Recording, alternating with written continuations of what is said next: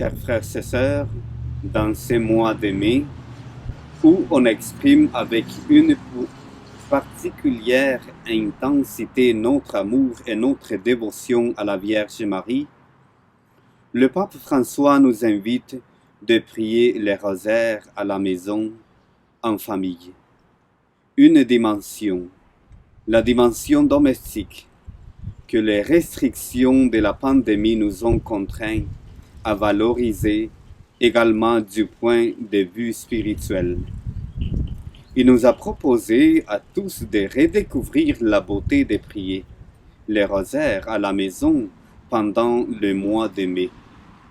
On peut le faire ensemble ou personnellement. C'est à vous de choisir selon les situations en évaluant les deux possibilités. Mais de toute manière, il y a un secret pour le faire, la simplicité. Et il est facile de trouver aussi sur Internet des bons modèles de prières à suivre. De plus, il nous offre le texte des deux prières à la Vierge que vous pourrez réciter à la fin du rosaire et que je réciterai moi-même pendant le mois de mai, unis à vous spirituellement. Chers frères et sœurs, contemplez ensemble le visage du Christ avec le cœur de Marie, notre Mère, nous rendra encore plus unis comme famille spirituelle et nous aidera à surmonter cette épreuve. Ailleurs, en ce début du mois de Marie, j'aimerais partager avec vous une méditation sur la Vierge Marie. Dans cette méditation, j'aimerais souligner le texte de la visitation de la Vierge à sa cousine Élisabeth. Dans ce texte, on trouve comment Marie offre le chemin de sa vie, avec beaucoup de réalisme, d'humanité, de sens du concret. 3 mots résument le comportement de Marie: écoute, décision, action. Ce sont des mots qui indiquent une route pour nous aussi dans ce temps de confinement.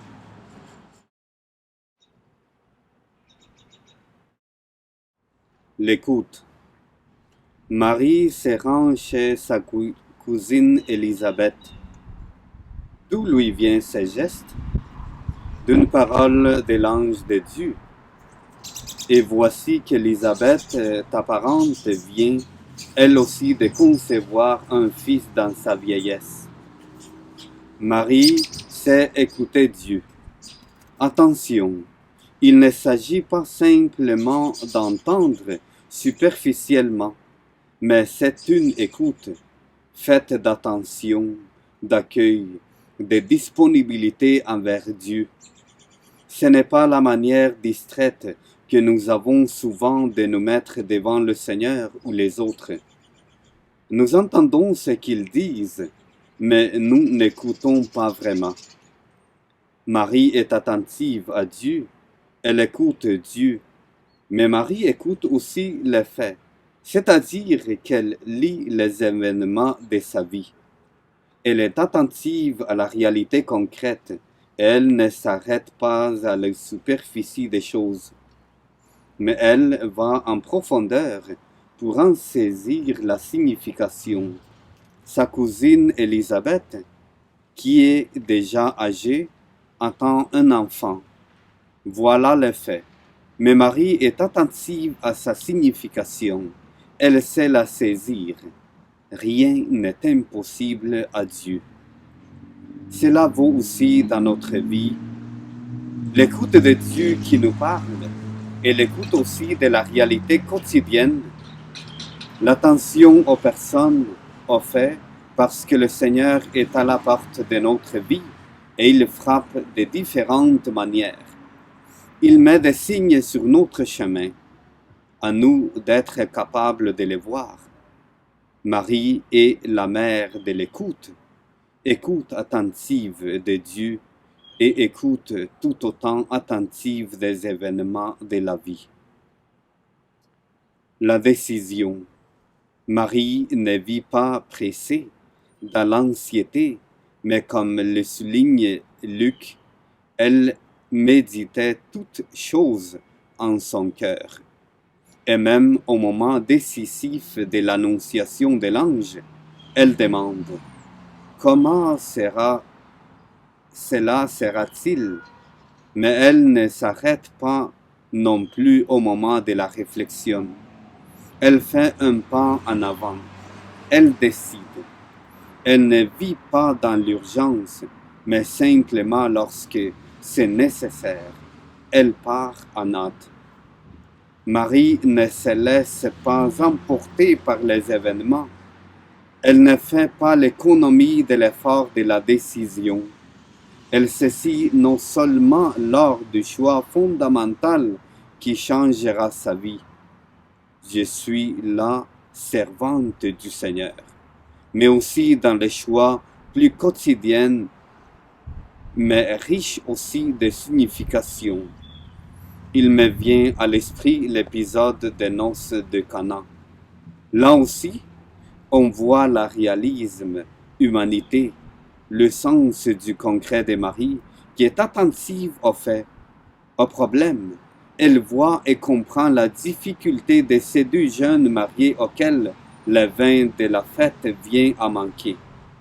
Elle réfléchit, sachant que Jésus peut faire quelque chose. Et elle décide de s'adresser à son fils pour qu'il intervienne. Ils n'ont plus de vin. Elle décide.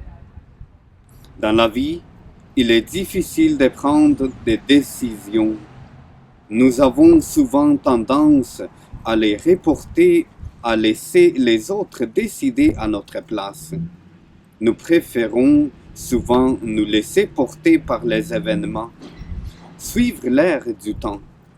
Parfois, nous savons ce que nous devons faire, mais nous n'en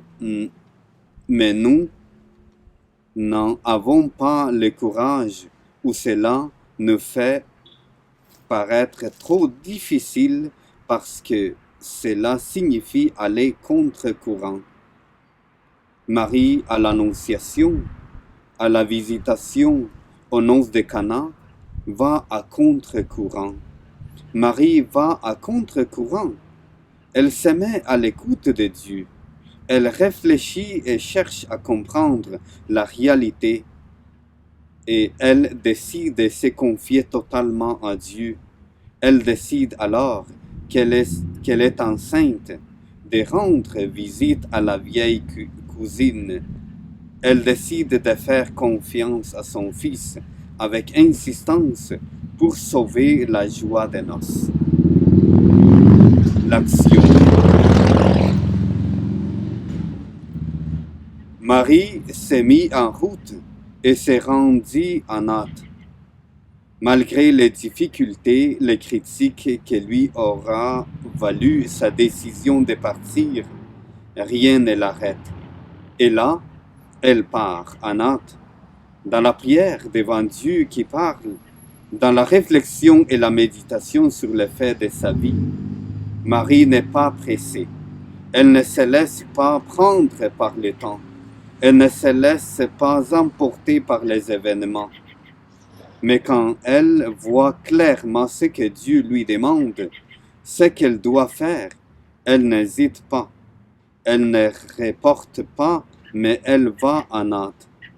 L'agir de Marie est une conséquence de son obéissance aux paroles de l'ange, mais unie à la charité. Elle va chez sa cousine Élisabeth pour se rendre utile, et en sortant ainsi de chez elle, d'elle-même par amour, elle apporte ce qu'elle a de plus précieux, Jésus. Elle apporte son Fils. Parfois nous-mêmes, nous n'arrêtons à l'écoute, à la réflexion sur ce que nous devrions faire. Peut-être nous voyons clairement la décision que nous devons prendre, mais nous ne passons pas à l'action. Et surtout, nous ne mettons pas en jeu pour apporter nous aussi, comme Marie, ce que nous avons de plus précieux et que nous avons reçu. Jésus et son évangile, par la parole et surtout par le témoignage concret de notre agir. Marie, femme de l'écoute, de la décision, de l'action. Marie, femme de l'écoute, fait que nos oreilles souffrent, fait que nous sachions écouter la parole de ton Fils Jésus au milieu des paroles de ce monde, fait que nous sachions écouter la réalité dans laquelle nous vivons présentement, en particulier celle qui est pauvre, qui est dans le besoin, en difficulté. Marie, femme de la décision, illumine notre esprit et notre cœur pour que nous sachions obéir à la parole de ton Fils Jésus. Sans hésitation, donne-nous le courage de la décision, de ne pas nous laisser porter pour que les autres orientent notre vie. Marie, femme de l'action, fait que nos mains et nos pieds se dirigent en hâte vers les autres pour apporter la charité et l'amour de ton Fils Jésus, pour apporter comme toi au monde la lumière de l'Évangile. Amen. Il reviendra comme il l'a dit, il reviendra mon fils, gardez confiance. Il reviendra comme il l'a dit, il reviendra mon fils, il l'a promis. Apprends-nous, Marie, la confiance. Apprends-nous, Marie, la confiance. Apprends-nous, Mère du Christ. Il parlera dans votre cœur, il parlera, mon fils, gardez silence. Il parlera dans votre cœur, il parlera, mon fils, il a promis. Apprends-nous, Marie, le silence. Apprends-nous, Marie, le silence. Apprends-nous, Mère du Christ. Il enverra sur vous l'Esprit, il enverra, mon fils, gardez patience. Il enverra sur vous l'Esprit, il enverra, mon fils, il l'a promis. Apprends-nous, Marie, la patience. Apprends-nous, Marie, la patience. Apprends-nous, Mère du Christ. Je vous invite à prier avec moi. Ô Marie, tu resplendis toujours sur notre chemin, comme signe de salut et d'espérance. Nous nous confions à toi, santé des malades, qui, auprès de la croix, a été associée à la douleur de Jésus, et maintenant ta foi ferme. Toi, salut du peuple romain et du monde entier, tu sais de quoi nous avons besoin, et nous sommes certaines que tu veilleras afin que, comme à Cana de Galilée, puisse revenir la joie et la fête après ces moments d'épreuve. Aide-nous, Mère du divin amour, à nous conformer à la volonté du Père, à faire ce que nous dira Jésus, qui a pris sur lui nos souffrances et s'est chargé de nos douleurs pour nous conduire à travers la croix à la joie de la résurrection. Amen. Sous ta protection, nous cherchons refuge, Sainte Mère de Dieu. N'ignore pas nos supplications, nous qui sommes dans l'épreuve, et libère-nous de tout danger. Ô Vierge glorieuse et bénie. Amen.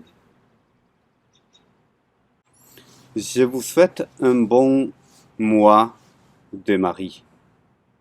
Alors je vous encourage dans ce temps de confinement et que Dieu vous bénisse. Au nom du Père et du Fils et du Saint-Esprit.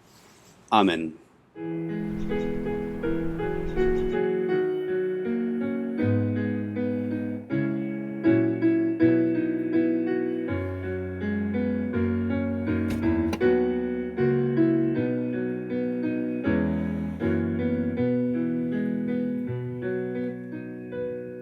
Marie, témoin d'une espérance, pour le Seigneur tu t'es levé. Au sein du peuple de l'Alliance, tu me fais signe d'avancer. Toujours plus loin, toujours plus loin. Mère du Christ et notre mère, tu bénis Dieu, printemps de vie. En toi l'Esprit fait des merveilles, avec amour il te conduit. Marie, témoin d'une espérance, pour le Seigneur tu t'es levé. Au sein du peuple de l'Alliance, tu me fais signe d'avancer. Toujours plus loin, toujours plus loin. Quelqu'un t'appelle et te visite, ton cœur frémit à sa venue. C'est à l'audace qu'il t'invite, tu vas sans peur pour l'inconnu. Marie, témoin d'une espérance, pour le Seigneur tu t'es levé. Au sein du peuple de l'Alliance, tu me fais signe d'avancer. Toujours plus loin, toujours plus loin. Tu donnes chair à la parole, Jésus grandit dans ta maison. Lumière et vie pour tous les hommes, il vient ouvrir